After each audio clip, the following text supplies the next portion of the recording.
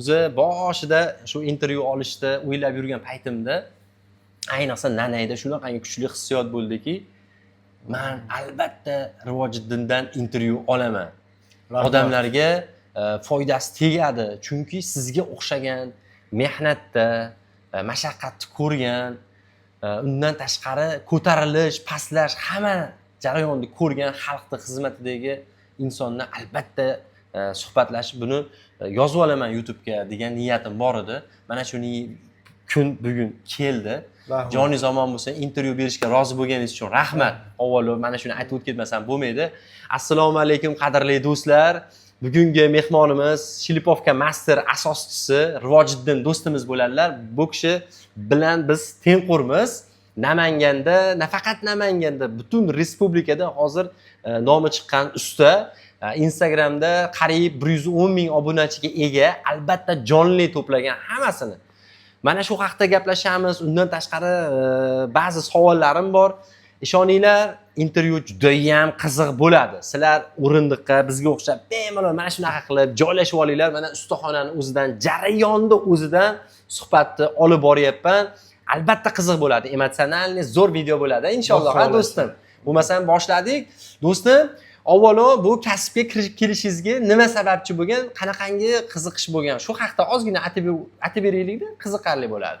Xo'p, bu kasbga qiziqishim именно bu kasbga emas, u mashina tuzatishga o'zi yoshligimdan, maktab davridan qiziqqanman. Sababi maktabda o'qib yurgan paytlarimiz ham daftarlarni mashina chizib to'ldirib tashlaganman. Lekin bu kasbga qiziqish bo'lgani bilan birinchi chevarxonada ishlaganman. Mahallada qo'shnilikda ishlaganmiz. 4 yil dazmol qilganman. Lekin hech qachon nolimayman. Sababi haqiqiy qiyinchilikni ko'rganman o'sha davrda.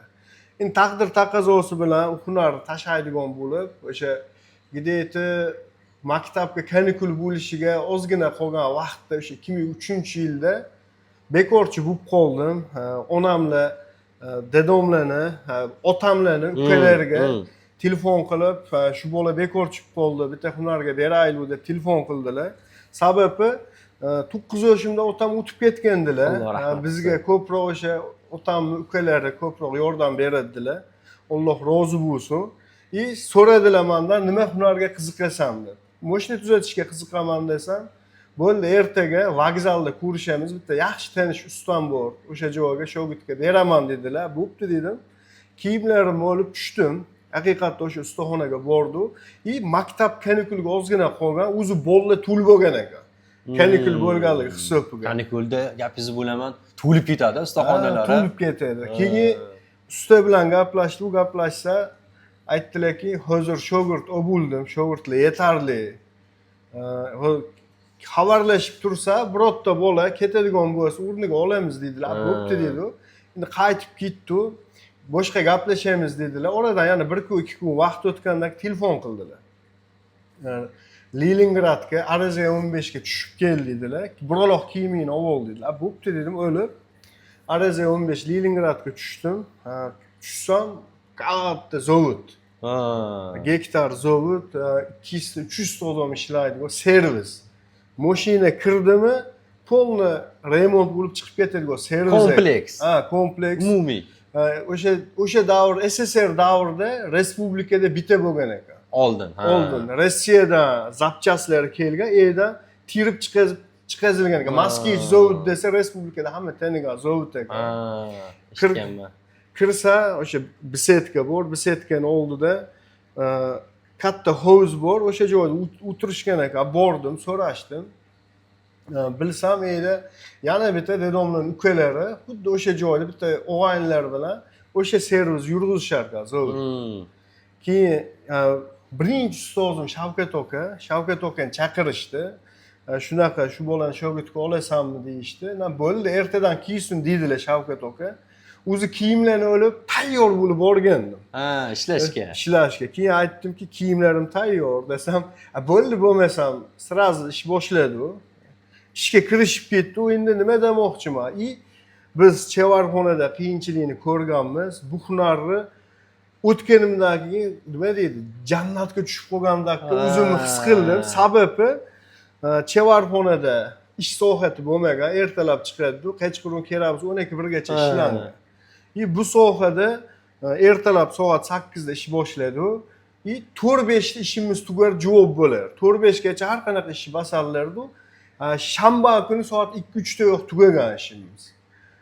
Bayram kunlari, yakshanba kuni обязательно dam. Orda. Uni ko'rdim-u, o'zim niyat qildim, inshaalloh shu hunarni albatta o'rganaman deb. Endi orada qiyinchiliklar bo'ldi bizda ham, lekin ko'z yumdi, inshaalloh kam bo'lmadi bu hunarni egallaganimiz. Keyin o'sha Shavkat okadan keyin o'sha 5-6 oy Shavkat okaga shogird bo'lganman. Keyin ukalari Bobur okaga o'tganmiz servis. Shavkat oka boshqa sex qilib chiqib ketdilar, biz o'sha joyda qoldik Bobur oka bilan. Asosan hunarni Bobur okadan oldim, ta'limlarni asosan hunarni. Shlipovka bo'lganda, to'g'rimi? Shu soha bo'lgan. Avtomobillarni blogini shlipovka qilish, ya'ni rastochka qilish. Rastochka qilish. Rastochka. Ma'lumot o'rnida atut ketaman, juda ko'pchilik biladi-yu, bilmaganlarga aytaman. Val blog mana orqamizda turibdi. Mana shunday narsalar, val blog, galovka deysizmi, yana har xilda bunday klapanlarni moslash, xullas mana shunaqangi ishlar. Men o'zim ham dvigatel avtomobillarga xizmat ko'rsatishlik uchun sohamiz deyarli yaqin bir-birimizga bog'liq. Xo'p, do'stim, bir narsani aytib ketaman, siz dazmolda ishlaganman degingizga kallamga kelib qoldi. Dazmol issiq-ku, shunaqa issiqlar yozda kunda qiyin bo'lgan bo'lsa kerak. Dazmolda ishlang. O'sha paytlar necha yosh bo'lgansiz? Xo'p, 2001, 2002, 2003 gacha ishlagan bo'lsa, o'sha 10 yosh, 12 yosh. Ha. 2003lar bo'lsa, o'sha 13-14 yosh, 13-14 yosh. Eng anaqa yomoni, yomon emas u, endi issiq deganingizga esga kelib qoldi. Ramazonda bilintiradi. Ro'zani tutib olib. Haligi atparkami derdi, latani qo'yib suvlab turib, bitta dazmol bosib parli chiqib ketadi. O'zi yetarli bo'ladi unda. Gap yo'q, lekin men eshitib to'g'risi ta'sirlandim. Otangiz necha yoshda o'tganlar? Hozir otangiz ham onangiz ham o'tganlar, Alloh rahmat qilsin. 9 yoshimda, yo'q, 10 yoshimda ekan, 99-yilda otam o'tganlar, 2016-yilda onam o'tganlar. 2024-yilda bitta akam bo'ldi, akam o'tganlar. Endi haligi nima deydi, boshimizdan shu musibatlar bo'lgan, o'tmagan narsa qolmagan. O'zi bilinadi insonni qarashlarida, ko'z qarashi, gapirishi, o'zini tutishi, peshonasida yaxshi ahamiyat bersa odamda bo'ladi-da, qiyinchiliklar, mashaqqat albatta hammasi bo'ladi. O'sha narsalar insonni yaxshiligiga yursa, rost gapirish, yolg'on gapirmaslik, halol yurish, mana shu narsalarga o'tadi. Agar halol inson jamiyatda juda ham bir keldi-ketdi qiladigan, mana shu kasb deylik, mana shu kasbingizda bo'lsa, sizga qancha odam kelib ketadi-da, ana shunaqa o'ringa tushsa, bu juda ham jamiyatga foydasi tegadi-da. Nima dedingiz? Men xursand bo'laman, mana siz bilan hozir gaplashib o'tiribmiz. Men juda ham xursand bo'lyapman. Buni yozib olib turganimizdan ham. Bu albatta foydali, do'stim. Endi bu sohani, shlipovka sohasida necha yil bo'ldi tajribangiz? Qancha bo'ldi? Xo'p, 2010-yilda ustozimda pata bo'lib, addenni bu ish boshlaganman. 2010. 16 yil. 16 yildan beri alohida ishlaysiz. Alohida ishlayman. Undan oldin qancha yurgansiz shogird bo'lib? 2003da shogird bo'lgan bo'lsam, yog'i 7 yil. 7 yil. Lekin bitta narsani aytib o'tishim kerak. Ustamizga ham rahmat aytaman. Sababi 2008-yilda o'sha tayyor bo'lganmanda ustamiz yana bitta sex ochganlar. U yerda faqat mana traktor 28 traktorlar bo'lardi. Shuni gilzasi Rossiyadan keladi, faqat qimmat bo'lgandi u gilza. Biz o'sha traktor gilzani iskisini olib, rabotchisini olib restavratsiya qiladi. Restavratsiya qilib, ichiga zilli gilzasini ustini shilib tashab, zil gilza qo'qib tayyorlaydi. Uni o'sha yangidakka qilib chiqazardi-da, o'sha Qo'qon, Andijon, Farg'ona, butun respublika bo'yicha yetkazib berilgan. O'shanda ishlaganman. Nima deydi? Addenni bo'lib, ustam bilan shirili ish boshlaganmiz. O'sha yil. Mashallah. Shirili ish boshlaganmiz. Yana bitta qo'shimcha qilib o'taman. Mehr oqibat zo'r bo'lgan. Ustoz bilan. Ustoz bilan. Nima deydi? Xuddi oshna o'g'ayndagi gaplashardi-da. Haligi Ha. ko'p bizga o'sha tarbiyaviy gaplar ko'p gapiradilar. Nimadir muammoyim bo'lsa, Bobur aka shunaqa desam, ko'p maslahat berganlar. Misol hozirgacha amal qilib kelaman. Hech qachon kam bo'lmadi. Alloh rozi bo'lsin. Mana shu darajaga yetib keldi.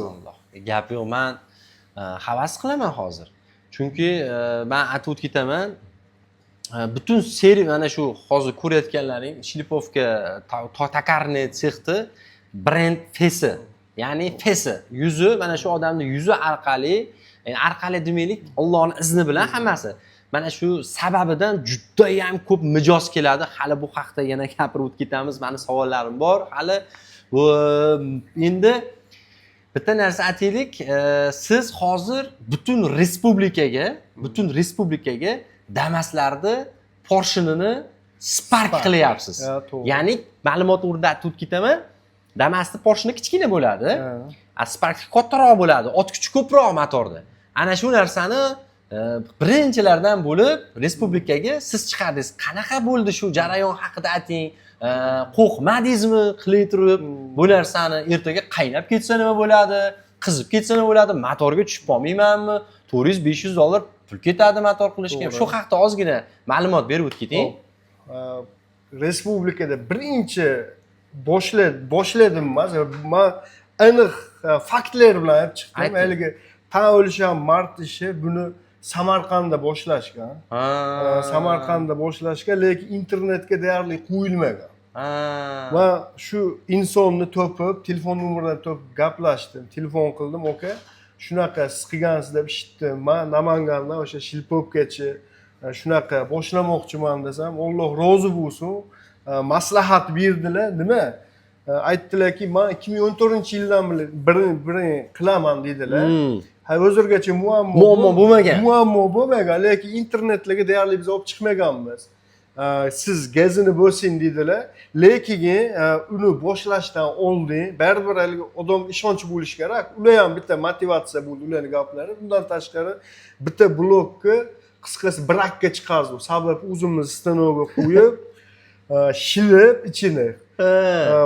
Oddiy misol 68,5 bo'ladi bularning razmeri.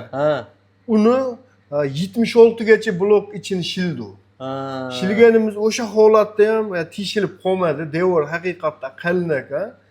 Keyin o'shandan keyin deva bu qaynamaydi ham, teshilmaydi ham deb internetga chiqazib, gazini bo'lsa ishlash boshladi. To'g'ri ma'lumot berdim. Haliga bekitib saqlamadim. Videolarga o'sha blokni polni olib chiqib ko'rsatib, demakki hammada ikkilanish bo'ldi-da. Hozirgacha ham telefon qilib so'rashadi. Mana shunaqa bezovta qilmadingmi? Kasbdoshlar, motorsizlar, klientlar, oddiy shofyorlar qizib ketmaydimi, nima bo'ladi deb so'rashadi, lekin o'sha bekitmayman hammasini, ochiq oylik, xotirjam bo'linglar, qizimaydi deb aytdim, lekin hozirgi holatda o'zimiz servisimizda ham barcha hamma joyda boshlashdi. Xo'p, qarang, hozir sizdan nafaqat o'rganishyapti, balki o'zingiz ham savdo hajmingiz oshdi. Respublikaga yetkazib beryapsiz bloklarda. Shatun, Porsche, Gilza. Blokni jo'natishadi, siz uni tayyorlab qaytarib o'zlaringiz. Nima deydi? Mashinani minib, misol Samarqanddan kelishdi, Sirdaryodan kelishdi. Ya'ni ko'p viloyatlardan kelishdi o'zi. Respublikadan-da. Hozir masalan esga kelibdi. Irinmasdan kelib qildirib ketishdi. Misol o'sha bizda masalan nishta qilib bergan bo'lsa, hamma o'z-o'zidan kelib qolmadi-da. Birinchi ikkilanib kelib qildirib ketishdi. Yurib ko'rdi. Effekti zo'r chiqqandan keyin o'sha viloyatdagilar o'ziga yaqin insonlarga tavsiya qilib, mashinani haydatib ko'rishibdi. Bizga kelgan insonlar shunaqa, meni tanishimga qilib bergan ekansiz, mashina minib ko'rdi, effekt zo'r bo'ldi deb kelishdi. Hammalarga hozirgacha xizmat ko'rsatib keldi. Gap yo'q. Taxminan o'rtacha hisobdan nechta mashinaga Damas'ga Spark qilib bordilar, ot kuchini ko'paytirib. Shu paytgacha. Misol, o'zimizning servisimizda eng kamida 70 ta 80 ta shatda o'zida bo'ldi. O'zida respublikaga chiqarganingizdan tashqari, qarang, mashinani minib kelishdi, o'zimiz shlipovkasini qilib, 0 dan 100 gacha motor qilib yurg'izib berdi. O'zimiz shu servisimizda o'zimiz motor ustamiz bor. Undan tashqari bilasiz, shatun sotaman, shatun, Porsche, Gilza. Yaqinda o'sha hisob-kitob qiluvdim, oldin qilmagandim. Yaqin 600 komplektga shatun sotganman. Subhanalloh, shuncha shatun chiqarib yubordingizmi ustalarga? Respublika bo'yicha o'sha zakazga qarab chiqazib yubordi, o'sha viloyatlarga, o'sha Qoraqalpog'iston, Nukusgacha shatun chiqazib berdi BTS pochtada, lekin hali biror kishi telefon qilib muammo qilishmadi. Nimaki, alhamdulillah, xo'p, agar muammo bo'lganda hozirgacha telefon qilishar, lekin effekt zo'r, inshaalloh zo'r.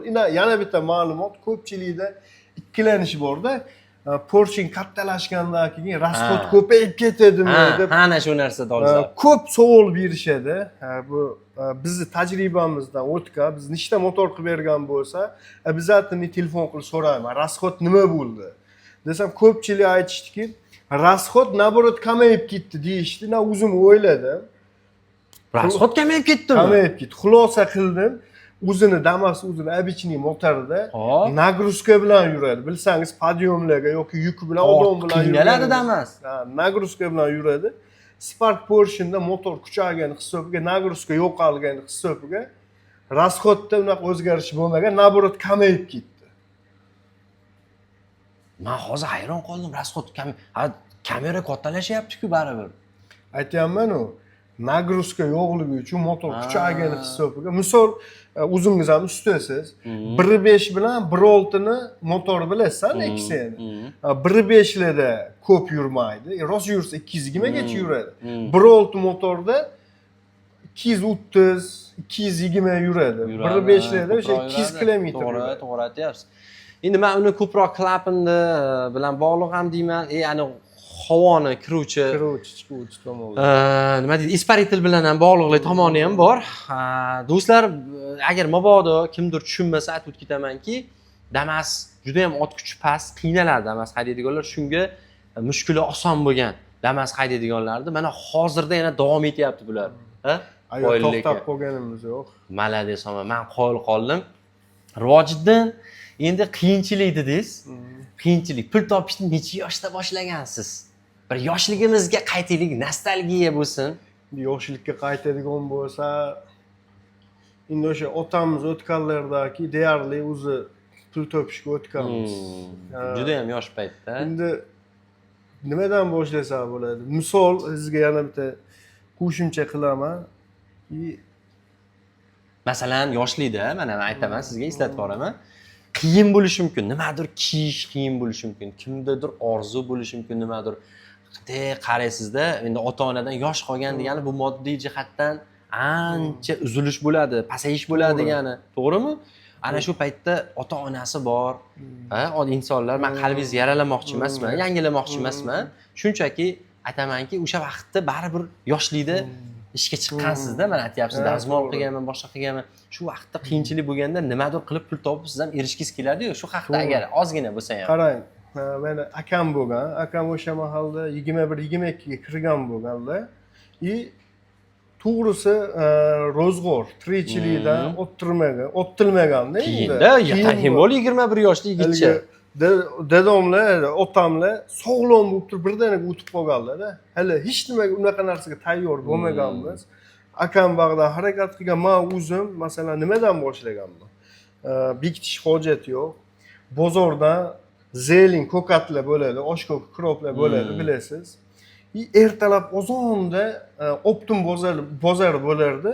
Tushardim, qopsetkada olib chiqardim o'yga. Uni o'yda onamlar ipda o'rab berishardi. Mahallada aylantirib sotardim. Undan tashqari mana kirsovun. Kirsovun olib kelardim bozorda, olib kelardim, uni sotardim. Endi shunaqa qiyinchiliklar bo'lgan. Keyin yana bitta yomon bo'lsa ham, endi kim qanaqa tushunadi bilmadim. Sizga bitta ma'lumot aytaman. Yangi yilga yaqinda bo'lgan. Bang'ir-bung'ir. O'sha biz ham rosa yasab o'tardik. Haligi bang'irlog'ich, bang'irlar. Qisqasi nimadir bo'ldi, qo'limga kelib qoldi o'sha narsa, bang'irlog'ich. Bitta pachkada keldi, maktabda kichkinamiz, haligi sotishni boshladi. Bilsangiz o'sha mahalda Kibo tupli bo'ladi. Kibo, voy, yosh kattalar. Bir marta kiyganman mana. U qimmat bo'lardi. Hammani orzusi bo'ldi. Boylardi balasi. kiyardi Shunaqa. futbolni. Yitilmasdi, futbol ham o'ynaverardi bizda. Bitta kremlasangiz Yangida bo'lardi. Bir marta qisqasi o'shani orzu qilganmiz kiyishga. Shunaqangi zo'r bo'lganki, bangalow sotishni boshladi. Bitta sotdim, bir pachka, foyda zo'r qildim. Keyin bozorga tushib olib chiqishni boshladim. U mahalda bekituvchi sotilardi. Oldin pulni berardingiz, skalatdan qaydandir bo'lib olib chiqib beradi. Bir haftada bitta kiyboard tupligiga pul topganman. Молодец, kiyboard qimmat edi-yu. O'sha mahalda ismda yo'q, lekin kiyboard tupli olganman, o'sha bangalow sotib, yana dasmaga pul ortgan. Ertasi kuni qarandi, kiyboardni oldim, o'zi kiyboard olish niyatda o'sha narsani sotganman. O'sha bekituvchi sotilarda bozorga tushdim. Ya'ni nechtadir pachkaga pulni berdim, hozir olib chiqib beraman dedi. Pulni berdimda qaytib chiqmadi haligi bola. Aldab ketdimi? Aldab ketdi. U yo'q qaradim, bu yo'q qaradim, istadim qarasam o'sha rizqimiz uzilgan ekan, to'xtadi. Lekin o'sha orzumga erishib kiyboardni kiydim. Yana bitta narsani aytib o'taman. Mana qiyinchilikdan o'zingiz boshladingiz. Bu hunarga shogird bo'lib tushdim. Shogird bo'lib tushganimda bilsangiz jins kiyitilishi moda bo'lgan. Jins kiyitilishi. Hamma o'shinlarim, sinfdoshlarim kiygan, endi bizda sharoit bo'lmagan. Biz yangi shogird bo'lib borganimizda pul topmaganmizda, deyarli pul berishmasdi. Pul bermaydi-da. Mahallamizda konditor sex bo'lgan, qo'shni. Kunduzi o'sha 8 dan 6 gacha hunar o'rgangan borardim, uyga qaytganda ovqatlanib pechenni shunaqa narsalarmi? Pechenni, rulet, keyin pranni shunaqa chiqarishadi. U yerga ishlagan chiqdim. Kechqurun 7-8 da konditor sexga chiqamiz. Ertalab soat 5 gacha ishlardi. Kuniga o'shanda 600 so'm yoki 700 so'm pul berishardi. Lekin har kun onamlar aytardilar, o'g'lim, qiynama o'zingni. Kunduz ag'dashilsa, kechqurun bog'da, kerak emas desalar ham qiynalmibdiman derdim. Endi jins kiytilishim kiyish orzu bo'lganda endi mahalda. Yaqin 1 oy ishladim. 1 oy ishlagandan keyin uni ham oldim, jins kiytilishim. O'ma soat 5 dan soat 7 gacha uyga chiqib uxlardim, yana turib choyimni ichib hunarga kelardim. Menimcha bitta narsani taxmin qilaman. O'sha narsa o'zingizga sig'maydigan bo'lib qolguncha kelgan bo'lsangiz kerak, yirtmasdan. Kiyboardni ham shunday ham. Shunaqa. Mehnatga kelgandan keyin nima bo'ladi? To'g'rimi? Mehnat qilgandan keyin. Gap yo'q, lekin endi hammani hayotida, o'tmishida bir nimalardir sodir bo'ladi. Lekin odam o'sha o'tmishidan xulosa qilsa, kelajakda hammasi zo'r bo'ladi. Men sizni hozir gapirib beryapsiz, nimaga o'xshatdim bilasizmi sizni? Sizni yaxshi futbolchiga o'xshatdim. Deylik, Cristiano Ronaldo deylik, to'g'ri, u deydi odam. Mana Cristiano Ronaldo trenirovkada juda ham qattiq trenirovka qiladi, lekin futbolda yengil o'ynaydi. Ba'zilar trenirovka qilmaydi-da, yengil futbol o'ynayman deydi. Yo'q, oldin yengil futbol o'ynash uchun yaxshilab mehnat qilish kerak. Stadionda hech kim ko'rmagan vaqtda sen yaxshilab terlab shug'ullanishing kerak. Ana undan keyin mazza qilib futbol o'ynaysan. Xuddi shunga o'xshab siz ham mana endi yorug'likka el taniyapti, jamiyatda o'rin topyapsiz, juda ko'pchilik sizdan foydalanyapti. Siz ham tekinga o'rgatyapti, siz ham o'rgatyapsiz. Kerak bo'lsa kimdir so'rashi shart emas, so'rasa ham berasiz. Men bunga ishonaman 100%. Ijtimoiy tarmoqda, Instagramda juda ko'p videolarni kuzatib boraman. Qo'yib borasizda, mana shu yerga shuni qancha razmer, qanaqa bo'lyapti, hammasini ma'lumotni yashirmaysiz. Qolaman lekin mana shu oldin ustalar yashirardi, bilasizmi? To'g'ri, shunaqa. Juda hunarini yashirardi, o'rgatgisi kelmasdi. Oddiy bitta remenni metkasini bir vaqtlar men shogird bo'lib tushgan vaqtimda mana menda ozgina aytib ketaman. Albatta. Ustozim revolyutsiya qilgan ustoz edi, haligi juda bir oldinlab ketgan edi. SSR mashinalaridan koreyskiy Jam avtomobillariga, unda Jam deyilmasdi, Daewoo deyilardi-ku. Daewoo avtomobillar bilan farq katta bo'lganda, ba'zi ustalar qo'rqardi, voy buncha sim ko'p. Metkalar 1.8 Lacetti'ni birinchi marta ustam motorini remen almashtirgan ochganlarida qaysidir ustadan ma'lumot so'raganlar. Texobslujniydan, Qo'qonda dong'i chiqqan ustadan so'rasalar, biz Qo'qonlimiz, bilmaganlar aytib ketaman, Qo'qonliman. Xullas yashirgan metkani, aytmagan, lekin ustam o'zi topib o'shani qilgan. O'sha bizga dars bo'lgan. Undan keyin biz ham harakat qilganmiz. Ba'zan lekin ba'zi ustalar yordam bergan joyi bo'lgan bizga ham. xuddi shunaqa hayotda yurayotganda Alloh senga bir yaxshi insonlarni ro'para qilib qo'yar ekan. Endi o'zi ko'rib turadi, o'zi bandasi, bizni yaxshi ko'radi. Yaxshi insonlarga ro'para qilib qo'yib, ana undan keyin ishimizni bitirib qo'yar ekanda, o'zi chevar deydi-yu. Rivojiddin bitta endi ishga ozgina ish haqida ham gaplashaylik. Nechta odam ishlaysizlar? Xo'p. 20 tacha odam ishlaydi. Bitta. Ha, bu xonada bir 13 ta 14 ta odam ishlaydi. Tashqarida ham bor. Tashqarida to'kirimiz bor. Mo'yka xonamiz bor. Undan tashqari usta bor, motorist. И argo suvarka. O, argon ham bormi? Argo, nerjaveka, qisqa suvarka ishlari hammasi bor. Argon ma'lumot berib o'tib ketaman. Alimentlarni bir-biriga yopishtiradi. Nerjaveka albatta aytib o'tib ketyapti. Nerjaveka yopishtiradi. Endi tushunmaganlar uchun aytib o'tib ketyapman-da, do'stlar, mana shu yerda bitta kichkina pauza qilib aytib so'rayman sizlardan. Suhbat yaxshi bo'lyaptimi? Albatta videoga like bosing, ko'proq vatandoshga ko'rsatsin. Ustalarni ham bir Abdeshga.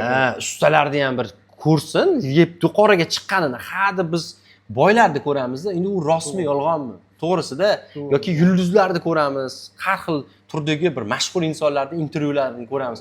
Ustalardan qanaqasiga intervyu olmaslik mumkin degan narsa o'tadi. Men o'zim ustaman.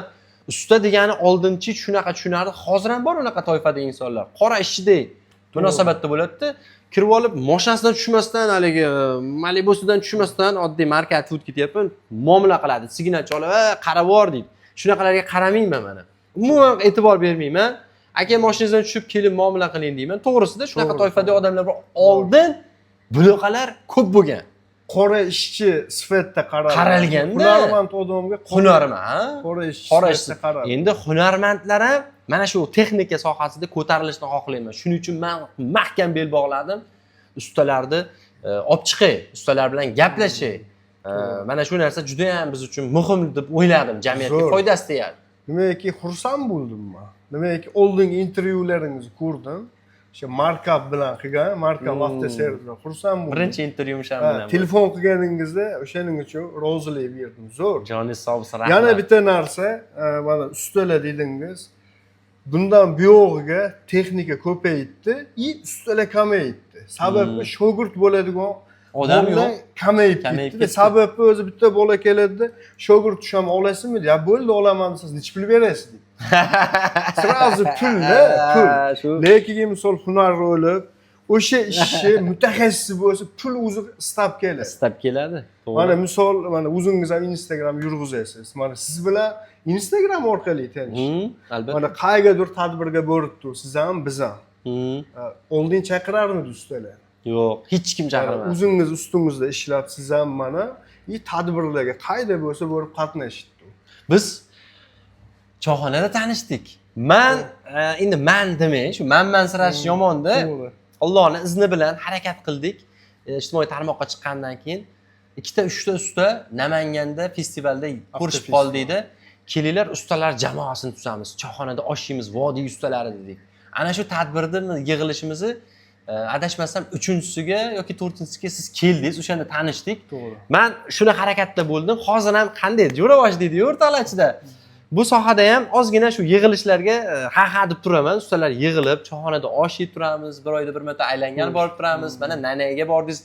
Bu yigitning dachasi ham bor, shaxsiy o'zini dachasi bor, oilasi bilan borib mazza qilib dam olib turadi, farzandlari bilan. Mana shu qiyinchiliklarni yengilligida bu, to'g'rimi? Joningiz sog' bo'lsin, Rivojiddin, kam bo'lmang.